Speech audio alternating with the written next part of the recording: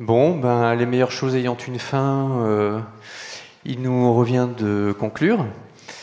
Tout d'abord, j'aimerais qu'on remercie très très chaleureusement les personnes sans qui ce magnifique événement n'aurait pas lieu. Et j'aimerais qu'on applaudisse très fortement Anne-Sara Zaidi, Amandine Grasso, Véronique Dumont et Jeanne Frogère pour l'organisation merveilleuse de cette journée. Donc merci à vous. Voilà, et il faudra s'y recoller un de ces jours, c'est en tout cas ce qu'on espère. Je tiens à remercier aussi toutes les participantes et participants qui ont échangé, participé aux échanges aujourd'hui, en plus de vous, bien sûr, qui avez fait le déplacement dans la salle. Je trouve qu'une chose qui est tout de même très frappante dans ce secteur de l'animation et qui participe vraiment au plaisir d'appartenir et de servir ce milieu, c'est que quand on voit la qualité des échanges, quand on voit la diversité, je pensais à une des tables rondes de ce matin où sont présents les auteurs, sont présents les producteurs, sont présentes chaînes de télévision, régions, et que tout le monde arrive à se parler de manière adulte, posée, ouverte, à la recherche de solutions responsables, vraiment à la recherche du bien commun pour ce secteur. Honnêtement, on a le droit d'être fiers d'en faire partie, et je trouve que c'est une grande preuve de maturité et de responsabilité de ce secteur, et c'est extrêmement appréciable.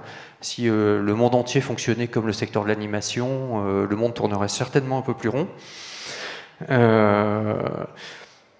En France, certes, alors on a les difficultés qu'on connaît, mais je voudrais quand même rappeler les points très forts et qui nous donnent des raisons d'espérer de nous battre. Et c'est qu'on a une forte marge de croissance devant nous. Il se trouve qu'en France, on a parmi les meilleures écoles du monde. On a des auteurs, comme on l'a vu ce matin, très engagés dans l'animation, qui aiment passionnément raconter des histoires, et en animation, des auteurs, autrices et des réalisatrices et réalisateurs.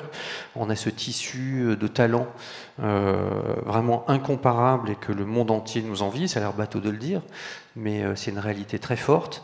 À quoi s'ajoutent des studios extrêmement structurés, qui ont un savoir-faire extrêmement fort, et puis une appétence du public, comme il y avait un chiffre qui a été montré ce matin, que 25% des entrées salles de cinéma se font sur des œuvres d'animation. Donc honnêtement, on a devant nous un potentiel extrêmement fort de croissance, mais pour ça, il faut être infiniment vigilant, inventif et solidaire. On voit que le cinéma d'animation est extrêmement particulier à toutes les étapes de sa vie. Les films sont vraiment des œuvres très particulières comparées notamment à la prise de vue réelle. Et donc, le cinéma d'animation doit être traité de manière spécifique.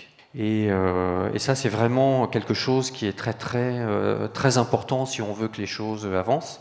On voit pour souligner nos particularités, on voit qu'à l'étape du développement, ça a été dit encore ce matin, on en demande beaucoup plus à des œuvres d'animation pour être soutenues. On demande beaucoup plus de porter des développements sur des périodes très longues, d'être beaucoup plus complet. On demande aux producteurs et aux sociétés de production de prendre des risques tout à fait importants, beaucoup plus importants qu'en prise de vue réelle.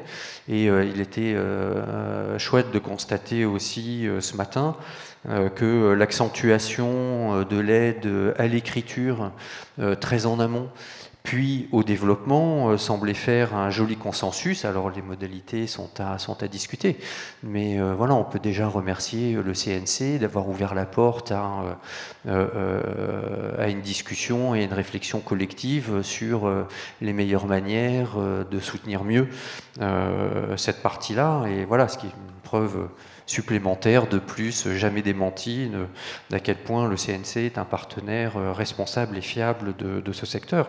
On est aussi très particulier, on le voit bien, en production. Les œuvres d'animation coûtent 2,5 fois plus cher que les œuvres en moyenne que les œuvres de prise de vue réelle, sont 2,5 fois moins bien financées que les œuvres de prise de vue réelle, et le soutien public, CNC plus crédit d'impôt, est exactement le même que pour les œuvres de prise de vue réelle.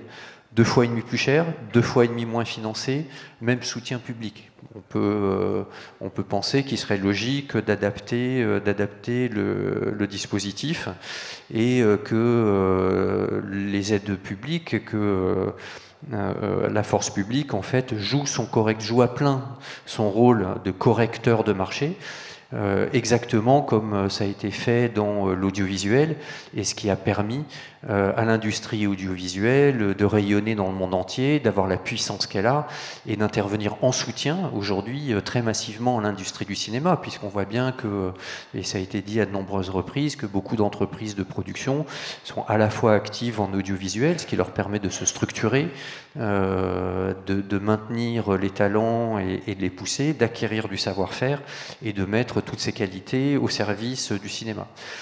Donc là, il est vraiment important d'avoir une réflexion profonde, parce que ça va être un des axes importants pour de jouer ce rôle de correcteur de marché. J'insiste sur l'importance capitale du financement de France Télévisions, dont on voit bien son rôle absolument central, notamment avec l'accord qui a été passé de faire 5 films par an. Vraiment, France Télévisions est un acteur absolument déterminant, et une réduction de son périmètre budgétaire serait certainement une extrêmement mauvaise nouvelle pour le cinéma d'animation. Et côté privé, l'accord interprofessionnel que nous avons, que nos organisations ont signé avec Disney, doit absolument faire des petits et servir en fait à minima de matrice, à savoir consacrer 8% de l'obligation cinéma dans l'animation. C'est véritablement un enjeu très très important et de nous aider à financer les œuvres. Alors je ne vais pas spolier ce que les petits camarades et les propositions qui vont être faites derrière, mais je voudrais simplement conclure d'un mot. En disant que quand nous demandons au pouvoir public un soutien véritablement approprié, on ne demande pas, on n'est pas la sidérurgie du XXIe siècle, au contraire, tous les éléments que je citais avant, les écoles, les talents, les studios et l'appétit du public. Je veux dire, il y a un marché pour nos films. Et donc en fait, ce qu'on demande simplement, c'est de créer un écosystème qui favorise la croissance et le dynamisme des entreprises et la diversité des œuvres. Merci.